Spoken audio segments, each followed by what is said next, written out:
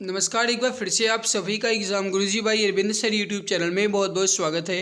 इस वीडियो में कंप्लीट करने वाले हैं बौद्ध धर्म यानी कि गौतम बुद्ध की जीवनी और उनकी शिक्षाओं से संबंधित महत्वपूर्ण प्रश्न। मेरे प्यारे भाई, आपको बता दें कि इसके पहले हमने सिंधु घाटी सभ्यता यानी इंडस वैली सिविलाइजेशन और वैदिक सभ्यता जो है, वैदिक संस्कृति जो है कंप्लीट कर चुके हैं। अगर आपने नहीं देखा है तो वीडियो के नीचे डिस्क्रिप्शन में लिंक है, वहां से देख सकते हैं, या फिर चैनल की प्लेलिस्ट में जाइए। जीके टॉपिक वाइज के नाम से प्लेलिस्ट बनी है, वहां से आप क्लास को देख सकते हैं। आइए आज की इस बेहतरीन और लाजवाब क्लास की शुरुआत करते हैं। लेकिन उससे पहले निवेदन है कि अगर आप चैनल पे पहली बार आए हैं तो सब्सक्राइब जरूर कर लीजिएगा, ताकि फ्यूचर में आने वाली हर एक नई वीडियो की नोटिफिकेशन आपको समय से मिला करे। तो जो भी नए हैं वह सब्सक्राइब कर लेंगे, और अगर आपको हमारी मेहनत अच्छी लगती है तो लाइक ज़रूर कीजिएगा। वीडियो के लास्ट में मैंने आप सभी लोगों से एक क्वेश्चन पूछा है, जिसका आंसर आपको वीडियो के नीचे कमेंट में कमेंट करके बताना है। तो वीडियो को शुरू से अंत तक जरूर देखिएगा। आइए शुरू करते हैं आज के इस इम्पॉर्टेंट क्लास को। पहला क्वेश्चन है आपके सामने कि बौद्ध धर्म के संस्थापक कौन थे। पीडीएफ जो है इसकी टेलीग्राम चैनल एग्जाम गुरुजी भाई अरविंद सर पर मिल जाएगी, वहां से आप इसकी पीडीएफ को ले सकते हैं। बौद्ध धर्म के संस्थापक कौन थे? सही आंसर हो जाएगा ऑप्शन बी, गौतम बुद्ध। अगला सवाल है, गौतम बुद्ध का जन्म कब हुआ था? सही आंसर हो जाएगा ऑप्शन सी, 563 ईसा पूर्व में। गौतम बुद्ध का जन्म जो है ये 563 ईसा पूर्व में हुआ था। ऑप्शन सी राइट हो जाएगा। अगला सवाल है, गौतम बुद्ध का जन्म स्थान का नाम क्या है?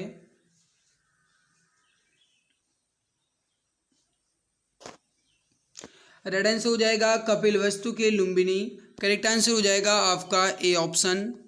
अगला सवाल है, किसे लाइट ऑफ एशिया के नाम से जाना जाता है? लाइट ऑफ एशिया के नाम से किसे जानते हैं?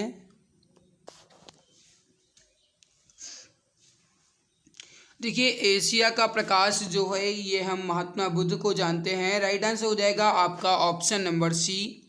मेरे प्यारे भाई ध्यान दीजिएगा, अगर आपसे ये सवाल पूछा जाए कि लाइट ऑफ एशिया जो है पुस्तक, इसके लेखक कौन है, तब आप बताएंगे एडविन अर्नालू।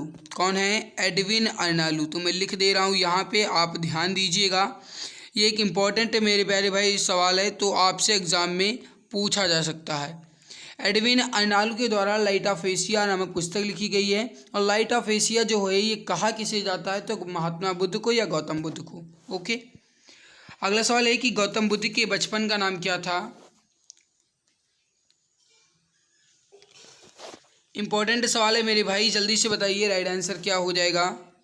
देखिए, सही आंसर हो जाएगा आपका डी ऑप्शन, सिद्धार्थ। गौतम बुद्ध के बचपन का नाम जो है सिद्धार्थ था। ऑप्शन डी करेक्ट आंसर हो जाएगा। अगला सवाल है कि गौतम बुद्ध के पिता का क्या नाम था? गौतम बुद्ध के पिता का क्या नाम था? राइट आंसर हो जाएगा ऑप्शन बी, सिद्धोधन। जो भी बता रहे हैं ऑप्शन नंबर बी सिद्धोधन बिल्कुल सही आंसर हो जाएगा। अगला सवाल है कि गौतम बुद्ध की माँ का क्या नाम था?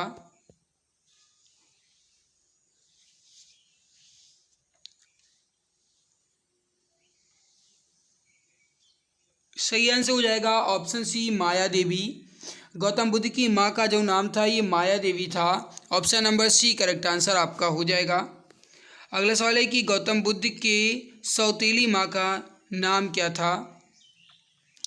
ध्यान दीजिएगा, कभी कभी ये सौतेली माँ लिखता है और कभी कभी एग्जाम्स में मौसी भी लिखकर पूछा जा सकता है। गौतम बुद्ध की सौतेली माँ या मौसी का नाम क्या था? तो ये था प्रजापति गौतमी, क्योंकि आप जानते हैं कि जो इनका लालन पालन है ये इनकी मौसी प्रजापति गौतमी के द्वारा ही किया गया था। इस वजह से इन्हें सौतेली माँ भी कहा गया है। तो राइट आंसर हो जाएगा आपका सी ऑप्शन, प्रजापति गौतमी। अगला सवाल है कि महात्मा बुद्ध की पत्नी का क्या नाम था? महात्मा बुद्ध की जो पत्नी है उनका नाम यशोधरा था। राइट आंसर हो जाएगा यशोधरा। जो भी डियर बता रहे हैं ऑप्शन नंबर बी बिल्कुल सही आंसर हो जाएगा। अगला सवाल है कि गौतम बुद्ध के पुत्र का क्या नाम था? रेड आंसर हो जाएगा आपका option number C Rahul. Gautam Buddha के जो पुत्र थे उनका नाम जो है ये राहुल था। मेरे प्यारे भाई, आपसे अगर एग्ज़ाम में ये सवाल पूछा जाए कि जो गौतम बुद्ध हैं इनके जो पुत्र का नाम था राहुल, इसका अर्थ क्या है, तो आप क्या बताएंगे? मतलब इन्होंने जो अपने पुत्र का नाम राहुल रखा, इसका मतलब क्या है? तो इसका मतलब ये था एक और बंधन, एक और बंधन, ये था राहुल का अर्थ। ठीक है, क्योंकि जो गौतम बुद्ध हैं ये चाहते थे कि ये इन सांसारिक मोह माया के बंधन से छूट जाएं, यानी कि इनसे दूर हो जाएं। लेकिन इनकी जब शादी हुई और इनको जब एक पुत्र की प्राप्ति हुई, नाम रखा गया राहुल, तो उसका अर्थ निकाला गया तो निकला एक और बंधन। ठीक है, तो इसको आप ध्यान रखेंगे। और इनका जो विवाह है गौतम बुद्ध जी का, ये यशोधरा के साथ 16 वर्ष की आयु में ही हो गया था। ठीक है, तो इसको भी आप ध्यान रखेंगे, आपसे एग्ज़ाम में पूछा जा सकता है। अगला सवाल है कि गौतम बुद्ध के सारथी का नाम क्या था? गौतम बुद्ध के जो सारथी थे उनका नाम क्या था? राइट आंसर हो जाएगा Channa. Option number C correct answer हो जाएगा चन्ना। ये जो है गौतम बुद्ध के सारथी का नाम था। अगला सवाल है आपके सामने कि गौतम बुद्ध कितने वर्ष की अवस्था में गृह त्याग कर सत्य की खोज में निकल पड़े? या फिर एग्जाम में ऐसा पूछा जाएगा कि गौतम बुद्ध के महाविनिष्क्रमण की जो घटना है यह उनके किस वर्ष से संबंधित है? तो ये हो जाएगा 29 वर्ष की अवस्था में। 29 वर्ष की अवस्था में गौतम बुद्ध जो हैं ये गृह त्याग किए और सत्य की खोज में निकल चुके, जिसे गौतम बुद्ध या फिर बौद्ध धर्म में महाविनिष्क्रमण कहा जाता है। अगला सवाल है सिद्धार्थ के गृह त्याग की घटना को बौद्ध धर्म में क्या कहा जाता है? अभी थोड़ी देर पहले या फिर अभी जस्ट मैंने आपको बताया है, तो बहुत इजी है, जल्दी से बताइए राइट आंसर क्या हो जाएगा। सिद्धार्थ के गृह त्याग की घटना को बौद्ध धर्म में महाविनिष्क्रमण कहा गया है। राइट आंसर हो जाएगा आपका ऑप्शन नंबर बी महाविनिष्क्रमण। इसको आप ध्यान रखेंगे। अगला सवाल है आपके सामने, बुद्ध ने अपना प्रथम गुरु किसे बनाया था? देखिए इनके जो प्रथम गुरु थे ये थे, इनका नाम था अलार कलाम। क्या नाम था? अलार कलाम। और मेरे प्यारे भाई ये वैशाली से संबंधित थे। कहाँ से? ये वैशाली से संबंधित हैं। अलार कलाम जो हैं ये वैशाली से संबंधित हैं। और इनके जो दूसरे गुरु थे इनका नाम था उदक रामपुत्र। उनका नाम जो था ये क्या था मेरे भाई? उदक रामपुत्र था। और ये राजगृह से संबंधित थे। तो इसको आप ध्यान रखेंगे। इनके दो गुरु हुए, पहले का नाम अलार कलाम और दूसरे का नाम उदक रामपुत्र। बुद्ध ने अपना प्रथम गुरु से कौन सी शिक्षा प्राप्त की थी? बुद्ध ने अपने प्रथम गुरु से कौन सी शिक्षा प्राप्त की थी? राइट आंसर हो जाएगा सांख्य दर्शन की। करेक्ट आंसर हो जाएगा आपका बी ऑप्शन सांख्य दर्शन। अगला सवाल है आपके सामने, गौतम बुद्ध के दूसरे गुरु का नाम क्या था? अब देखिए ये कभी कभी गाइस आपसे पूछा जा सकता है कि इनके दूसरे गुरु का नाम क्या था। तो देखिए आपसे जो इनके दूसरे गुरु हैं ये दो ऑप्शन में दिया जा सकता है। कभी कभी ये उदक रामपुत्र दिया जाएगा और कभी कभी रुद्रक दे दिया जाएगा। तो बात एक ही है, आप रुद्रक या उदक रामपुत्र कुछ भी कह सकते हैं। राइट हो जाएगा सी ऑप्शन रुद्रक। और यहाँ पे मेरे भाई जो आनंद हैं ये गौतम बुद्ध के पहले शिष्य थे। ठीक है, तो इसको आप ध्यान रखेंगे। या फिर एक तरीके से कहा जाए तो इनके प्रिय शिष्य का जो नाम था ये आनंद था। ठीक है, इनके प्रिय शिष्य जो थे क्या नाम था? आनंद था। अगला सवाल है, देखिए आगे बढ़ने से पहले बता दें आप सभी के जीके विषय को मजबूत करने के लिए 5000 से अधिक जीके के क्वेश्चंस की मास्टर ई बुक तैयार की गई है। 60% का डिस्काउंट अभी चल रहा है, मात्र 39 रुपये में मिल जाएगी। इसमें आपको history, geography, economic, constitution, science, physics, chemistry, biology और स्टैटिक जीके के 5000 क्वेश्चन के साथ एक्स्ट्रा पॉइंट्स मिल जाएंगे। ई बुक जो है आपकी इमेज एंड कलरफुल है, मैं दिखा देता हूँ ई बुक। एक बार आप यहाँ पे ई बुक का डेमो देख लीजिए, कितनी बेहतरीन तरीके से लिखी गई है और कितनी लाजवाब लिखी गई है। ई बुक जो है ये इमेज एंड कलरफुल है ताकि पढ़ने में मज़ा आए। और जितने भी टॉपिक्स दिए गए हैं इसमें जितने भी क्वेश्चंस हैं वो आपके टॉपिक वाइज मेंशन किए गए हैं। तो आप देख सकते हैं 60% डिस्काउंट के साथ एक चॉकलेट की दाम मात्र 39 रुपये में मिल जाएगी। अगर आप इसे परचेज करना चाहते हैं तो 8948667652 या फिर गाइस कहा जाए तो 8948667652 पे व्हाट्सअप करके यहाँ से इस ई बुक को परचेज कर सकते हो।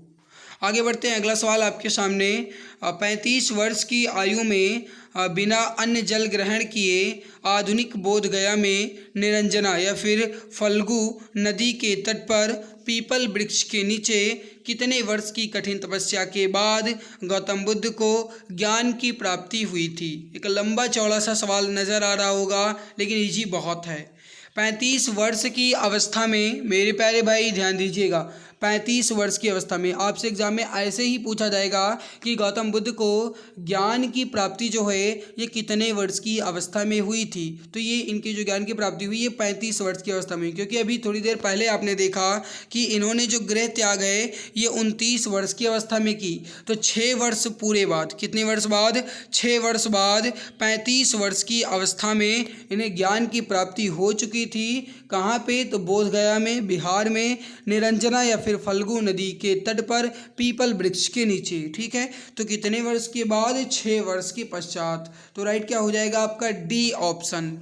अगला सवाल आपके सामने। ज्ञान प्राप्ति के बाद सिद्धार्थ को क्या कहा गया। ज्ञान प्राप्ति के बाद सिद्धार्थ को क्या कहा गया, इसका आंसर बताइए।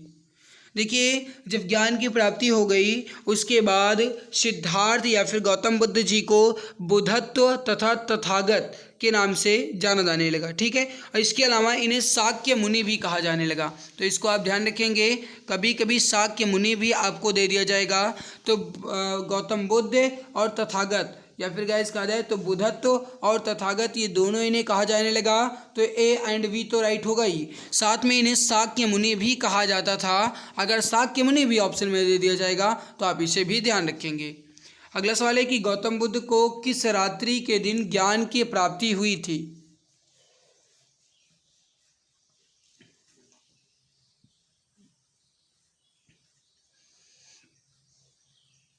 मेरे प्यारे भाई सही आंसर जो हो जाएगा ये हो जाएगा आपका डी ऑप्शन, बैसाख पूर्णिमा के दिन। ध्यान रखिएगा, इनका जो अधिकतर मतलब घटनाएं घटी, जो कुछ भी हुआ इनका मतलब ज्ञान की प्राप्ति हुई या फिर कहा जाए इनका जन्म हुआ और या फिर कहा जाए एक तरीके से तो इनकी मृत्यु हुई, ये सब कुछ जो है मेरे प्यारे भाई ये बैसाख पूर्णिमा के दिन ही हुआ था। ठीक है, तो ये एक अजब सी बात है। इसी वजह से बैसाख पूर्णिमा को बुद्ध पूर्णिमा के नाम से भी जाना जाता है। तो इसको आप ध्यान रखेंगे।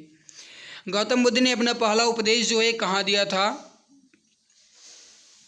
गौतम बुद्ध ने अपना पहला उपदेश जो है ये कहाँ पे दिया था। मेरे भाई ध्यान रखिएगा, गौतम बुद्ध ने अपना जो पहला उपदेश है ये सारनाथ में दिया, जो कि एक तरीके से कहा जाए तो ऋषिपत्तनम में है। सारनाथ ऋषिपत्तनम में है, तो अभी अगर सारनाथ नहीं दिया जाता है तो आप ऋषिपत्तनम को टिक कर सकते हैं। गौतम बुद्ध ने अपना पहला उपदेश जो है सारनाथ में दिया और सबसे अधिक उपदेश अगर आपसे पूछा जाए तो आप कहेंगे श्रावस्ती में दिया गया था सबसे अधिक उपदेश, जो कि कौशल महाजनपद की कैपिटल हुआ करती थी। तो मेरे प्यारे भाई सबसे अधिक पूछा जाएगा तो श्रावस्ती और सबसे पहले पूछा जाएगा तो सारनाथ। उपदेश देने की इस घटना को क्या कहा जाता है।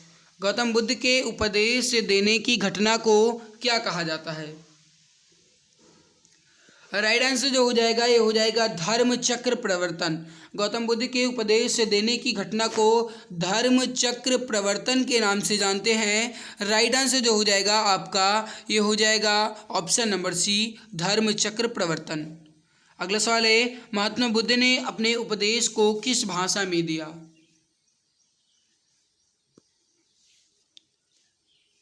गजब का सवाल है। राइट आंसर हो जाएगा आपका पाली भाषा में। करेक्ट आंसर हो जाएगा सी ऑप्शन, पाली भाषा में। अगला सवाल है, बौद्ध धर्म के त्रिरत्न कौन कौन से हैं। बौद्ध धर्म के त्रिरत्न कौन कौन से हैं। मेरे प्यारे भाई राइट हो जाएगा बुद्ध, धम्म और संघ। बुद्ध, धम्म और संघ जो हैं ये गौतम बुद्ध या फिर बौद्ध धर्म के त्रिरत्न हैं। राइट आंसर हो जाएगा आपका ए ऑप्शन। जो भी डियर ऑप्शन नंबर ए बता रहे हैं बिल्कुल सही आंसर आपका हो जाएगा। अगला सवाल है, बौद्ध धर्म में प्रविष्टि को क्या कहा जाता था।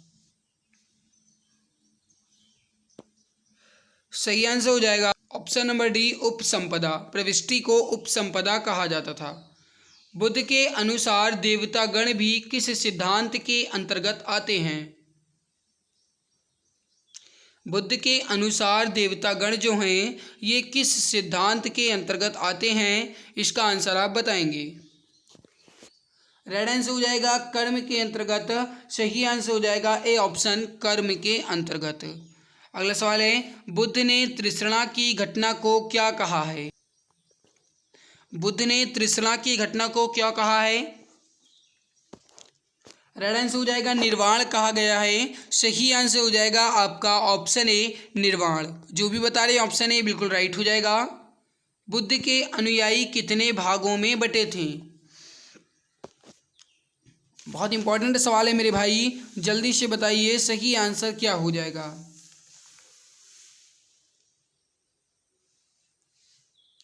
सही आंसर जो हो जाएगा बुद्ध के अनुयायी हैं ये कितने भागों में बटे थे? सही आंसर हो जाएगा आपका 2 भागों में। Option number B correct answer आपका हो जाएगा।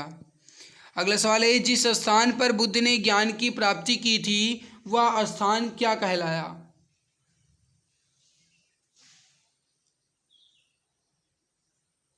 राइट आंसर हो जाएगा आपका ए ऑप्शन बोध गया। क्या कहलाया? बोध गया। हाँ, एक बात और बता दें कि अगर आप इसकी थ्योरी पढ़ना चाहते हैं तो वो भी मैंने पहले ही पढ़ा रखा है। प्लेलिस्ट में आपको वो भी वीडियो मिल जाएगी। मैंने अपने नोट्स से पढ़ाया था, तो अगर आपने नहीं देखा है तो देख लीजिएगा। ठीक है मेरे भाई, तो अगर आप देखना चाहते हैं तो उसको देख लीजिएगा। फिलहाल कोई खास ज़रूरी नहीं है, अगर आप देखना ही चाहते हैं तो देख लीजिएगा। वैसे मैं इसमें जितने इंपॉर्टेंट क्वेश्चन हैं वो सारे करवा रहा हूँ। अगला सवाल है कि महात्मा बुद्ध की मृत्यु जो है कहाँ हुई थी? महात्मा बुद्ध की मृत्यु, जिसे बौद्ध धर्म में महापरिनिर्वाण कहा गया, और इनकी जो मृत्यु है ये कहाँ पे हुई थी? मेरे प्यारे भाई, जो गौतम बुद्ध हैं इनकी मृत्यु जो है यह 80 वर्ष की अवस्था में हुई थी। और कब हुई? 483 ईसा पूर्व में। कहाँ पे हुई? तो ये हुई थी कुशीनगर में। राइट हो जाएगा आपका बी ऑप्शन, उत्तर प्रदेश की कुशीनगर में। ऑप्शन बी करेक्ट आंसर आपका हो जाएगा। महात्मा बुद्ध की मृत्यु कब और कहाँ हुई? देखिए कहाँ हुई ये मैंने पहले ही आपको बताया, कुशीनगर में हुई। कहाँ पे हुई? कुशीनगर में हुई। और जो इनकी मृत्यु है कब हुई ये भी मैंने अभी बताया, 483 ईसा पूर्व में। राइट आंसर हो जाएगा सी ऑप्शन। देखिए मैं आपको छोटी सी ट्रिक बताता हूँ। गौतम बुद्ध जी का जन्म, गौतम बुद्ध जी की मृत्यु, उन्होंने ज्ञान की प्राप्ति कहाँ पे की और उपदेश कहाँ पे दिया, ये 4 चीज़ें आपको ध्यान से रखिएगा, ध्यान से याद रखिएगा। ट्रिक है, सुनिए।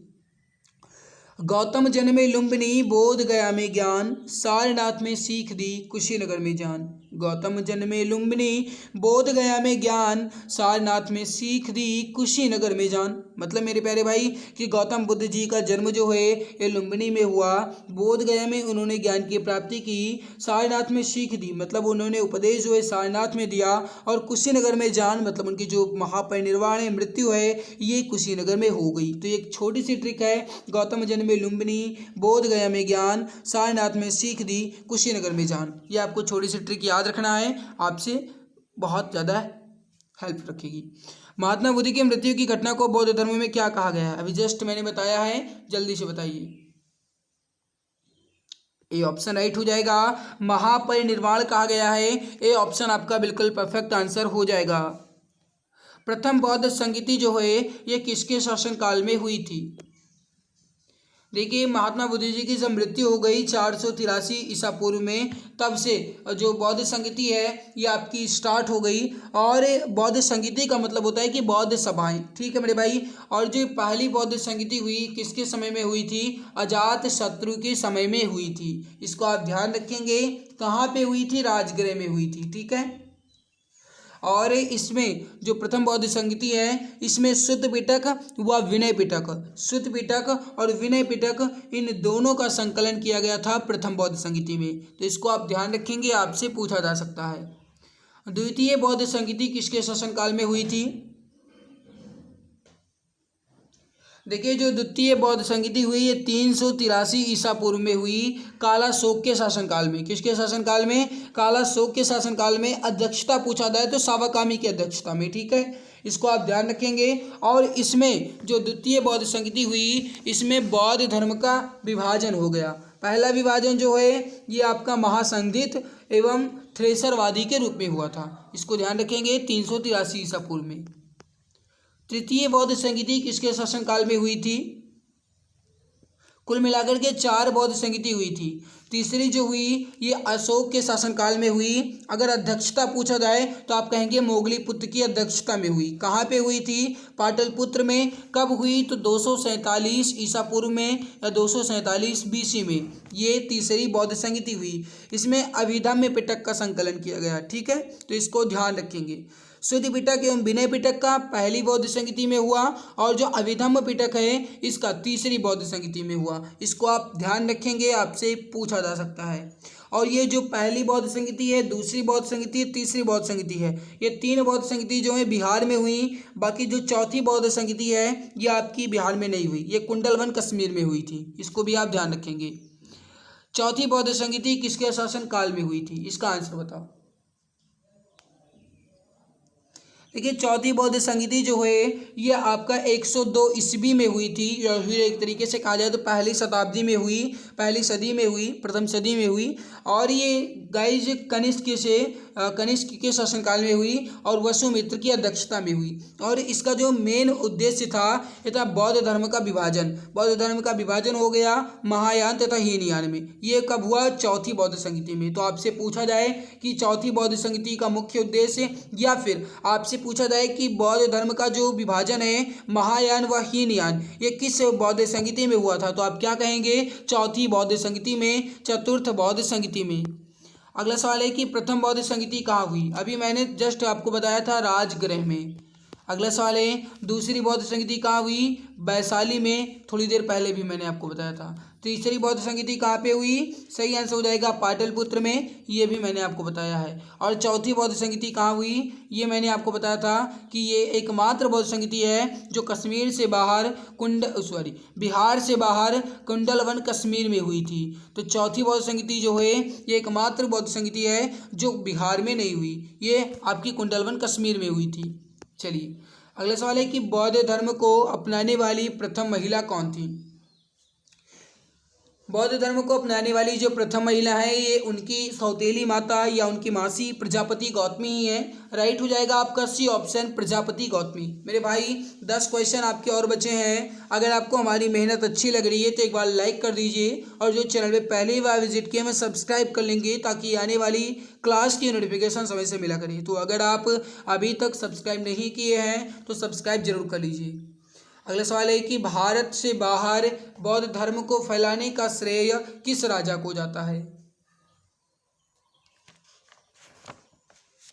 भारत से बाहर बौद्ध धर्म का जो प्रचार करने का मतलब श्रेय है ये किसे जाता है? तो अशोक को, है ना। इन्होंने अपनी पुत्र और पुत्री को श्रीलंका भेजा था बौद्ध धर्म का प्रचार करने के लिए, आप पढ़े होंगे। तो राइट हो जाएगा आपका बी ऑप्शन। अगला सवाल है कि बौद्ध धर्म का परम लक्ष्य क्या था? देखिए बौद्ध धर्म का जो परम लक्ष्य है या उद्देश्य है ये था निर्वाण। निर्वाण का मतलब है कि मुक्ति पा जाना, जीवन के सांसारिक बंधनों से मुक्ति पा जाना, एक तरीके से निर्वाण की प्राप्ति होना। तो राइट हो जाएगा आपका ए ऑप्शन, निर्वाण।